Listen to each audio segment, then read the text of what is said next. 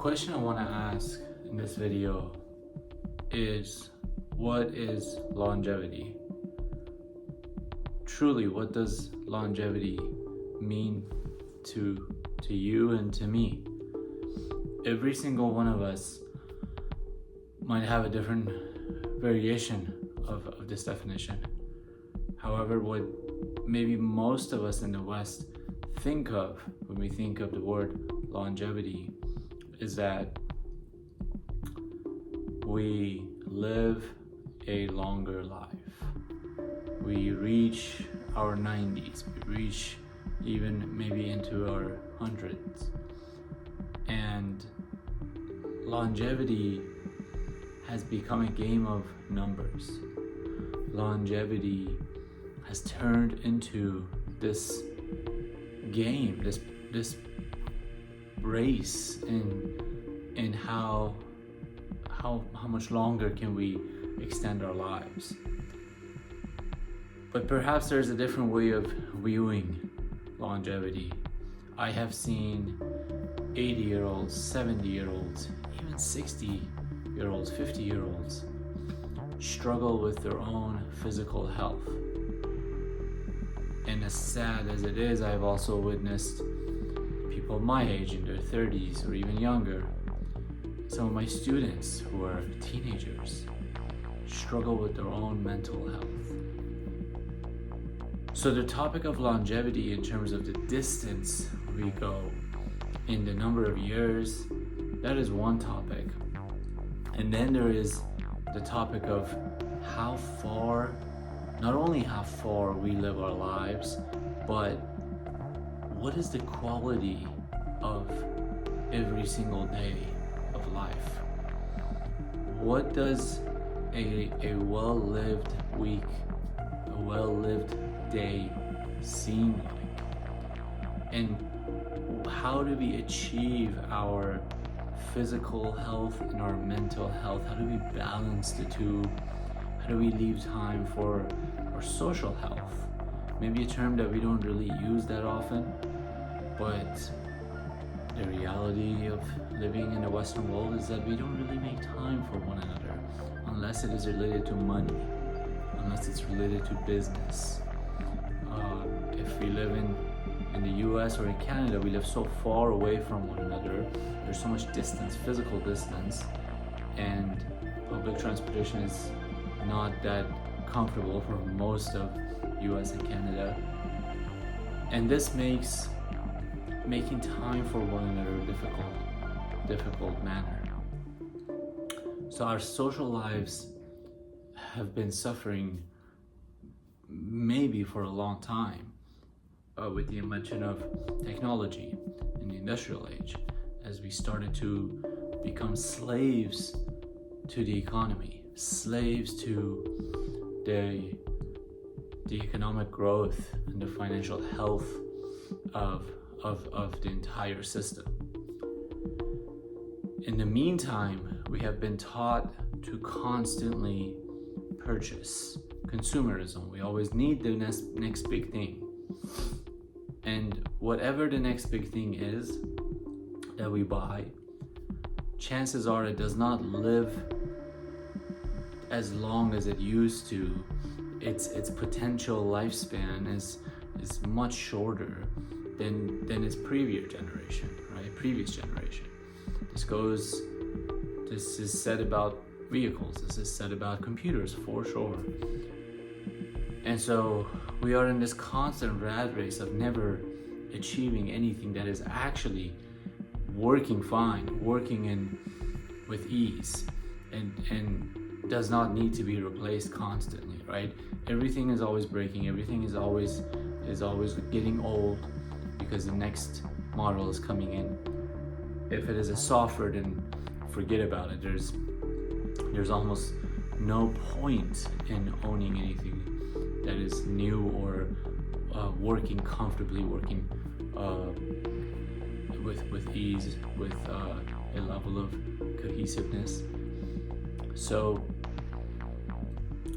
in this rat race of constantly purchasing the new items that the economy is sending our way, in this rat race of constantly fighting to just have a little bit of time for our loved ones, for one another, how much damage has this done to our physical health and our mental health? If you are in the United States, there's almost a 50% chance that you are obese, which is a ridiculous thing to even think about. So our physical health has easily been suffering. And the correlation between physical and mental health is so underestimated that by itself is a rabbit hole that it's just a mind-blowing subject. What does processed food do to us, not only physically but do to us? How does it harm us mentally and psychologically? So to bring this all back to the topic of longevity, we can live into our 80s, into our 90s. And even if we achieve, which is a huge if, even if we achieve a comfortable level of physical health where we can continue our daily lives, where would our mental health be? In the rat race of never having enough money, in the rat race of never having security, in the rat race of never having happiness, never achieving happiness, as if happiness is something to be achieved. It is a goal that you must earn, work your way, right? Happiness is not something you earn. Happiness is a choice you make, my friends. And from that philosophy, that modern Western philosophy of never being enough, never having enough money, always having to purchase more, always needing to prove yourself to your loved ones by spending more money on ridiculous items that have nothing to do with your existence, and always being a victim of advertising, constantly being the victim of advertising and never going within to ask yourself, who are you? Like, who are you? What is something you actually want in this world? What is something that you're actually willing to work for? And what are maybe 2 or 3 things that you have absolutely no care for at all, and you can leave behind? You're willing to pay the price, because everything you leave behind has a price you pay. And you must be aware and choose the regrets that might come down the road. If you cannot choose that regret willingly, then perhaps you're not ready to pay that price. Perhaps you must follow through with that endeavor and go through your karma of it and see where it leads you. Maybe that is the destination. Maybe it is not. This is not the place you take a U-turn. This is a place where you go straight ahead, full throttle. Longevity is a topic of suffering. We have treated longevity as if this is just the number of years that we need to add. Longevity is not mathematics. Longevity is human health. Longevity is the sense of our creativity, the sense of our productivity and fulfillment in the world we live in.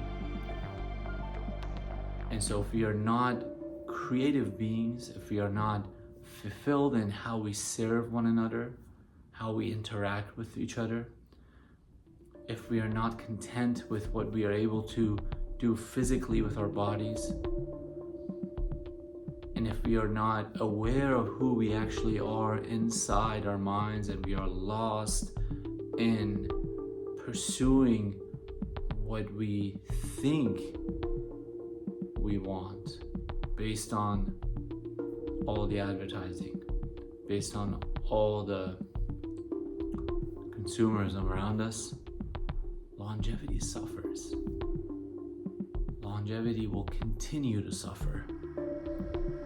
And there's nothing more torturous than living a long, miserable life. If living a long, miserable life is the only option, I would forever choose a short and happy life. If those are my only two options, a long, miserable life and a short, happy life, I will always go left. Short, happy life. Thank you as always.